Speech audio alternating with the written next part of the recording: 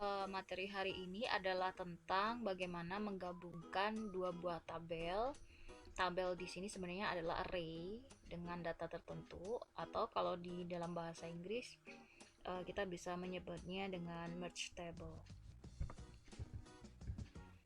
Oke, merge table bisa terdiri dari dua cara ya. Jadi yang pertama itu digabungkan tidak terurut, dan yang kedua digabungkan secara terurut. Nah, kalau tidak terurut, simple saja.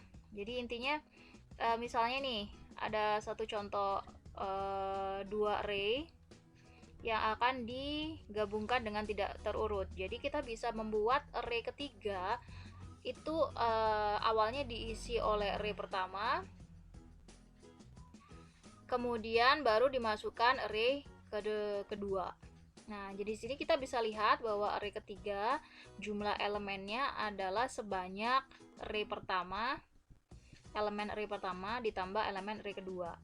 Dan yang perlu diperhatikan adalah bahwa kalau indeks dari array pertama dan ketiga maka dimasukkannya sama. Jadi kalau indeks pertama dimasukkan ke elemen indeks pertama, kalau indeks kedua dimasukkan ke elemen indeks kedua. Nah, yang berbeda adalah untuk array kedua, di mana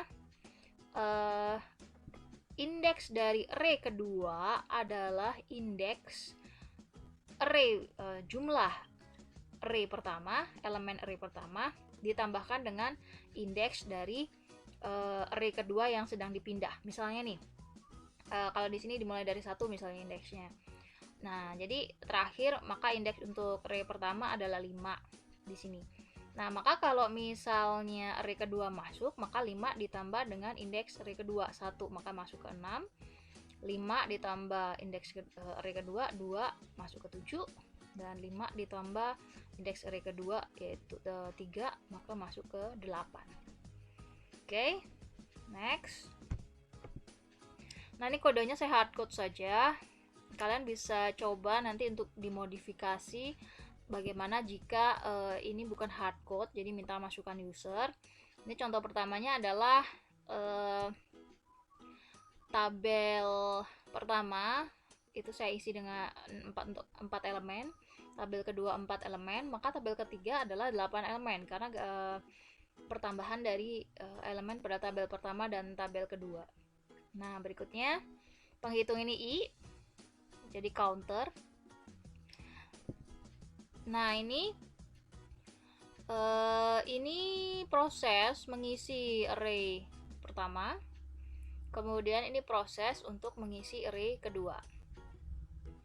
Nah, kemudian ini adalah proses memasukkan array pertama ke array ketiga. Nah, jadi ini array ketiga dengan indeks yang sama dengan array pertama. Jadi array pertama dimasukkan ke dalam array ketiga. Nah, ini yang berbeda. Jadi dimulai dari indeks awal indeks terakhir ditambah dengan indeks awal dari tabel kedua.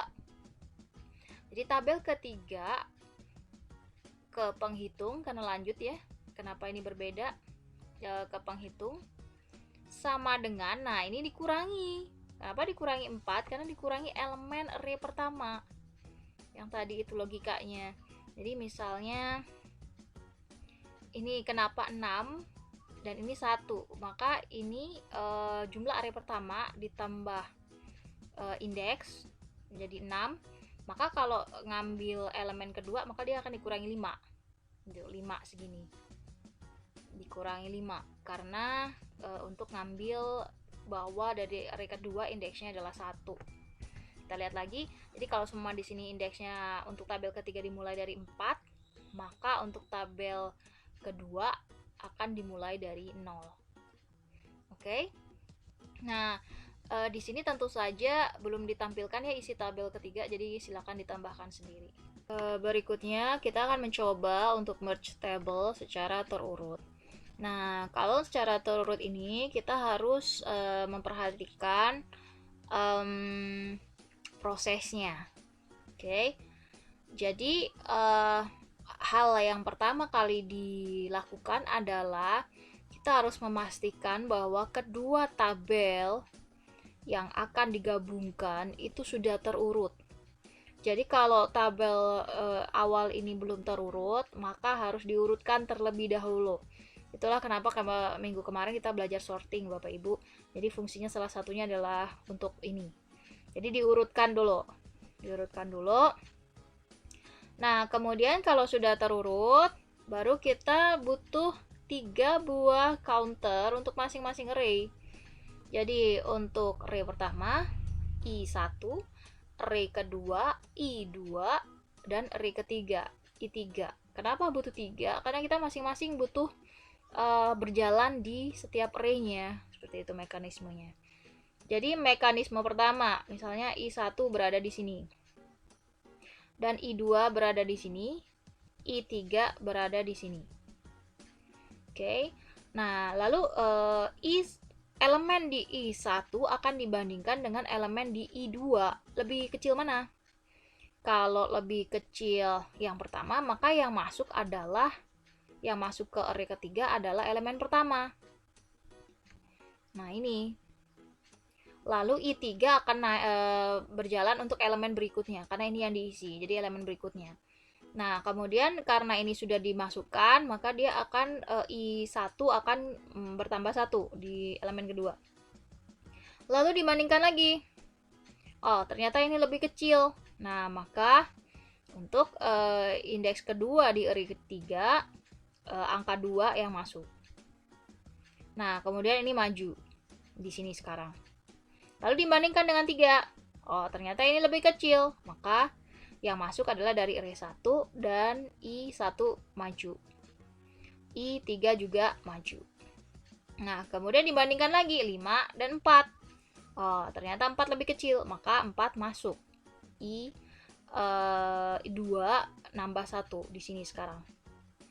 Nah, udah dibandingkan lagi nih, 9 sama 5. Oh, ternyata lebih kecil 5, maka 5 yang masuk. Ini sekarang jadi di sini. Dan ini maju juga. Dibandingkan lagi 7 dan 9.